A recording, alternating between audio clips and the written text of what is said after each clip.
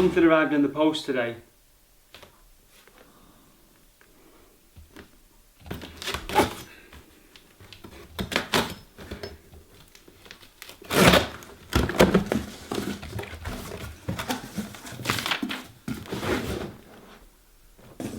Let's go flying. Okay, so this isn't quite as easy as what I thought. Just putting the propellers on got me stumped completely. And you've got to calibrate like the remote control, everything. You've got to take it outside, spin it round and locate it with the satellites. So I'm still learning how to do this. I didn't get in the air as quickly as what I thought. Okay, so there you go, that's the drone. It's a DJI Phantom 3 and I got it direct from their website.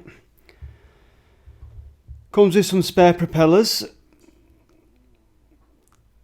And they send you a nice little pouch, black pouch with extra propellers in. There's the camera on the front there. It does HD video. And that little black line that I'm touching there now, that's where the micro SD card just slots in.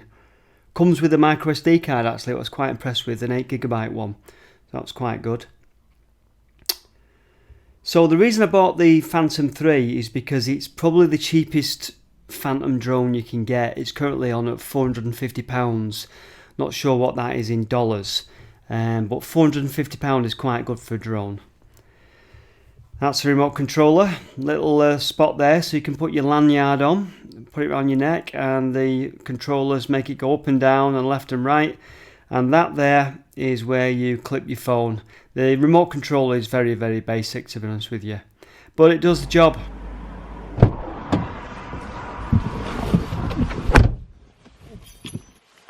Right, off to the park.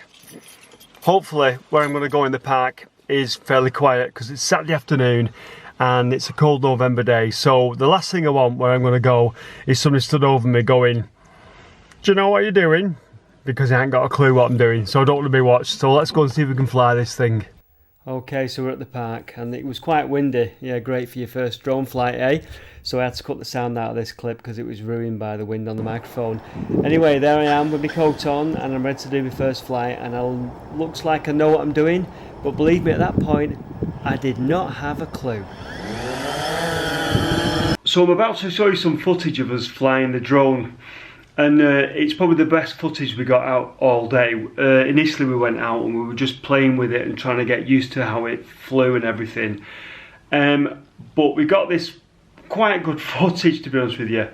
And it was a complete fluke because the thing is, we started flying it and there's a big transmitter over the other side of the park.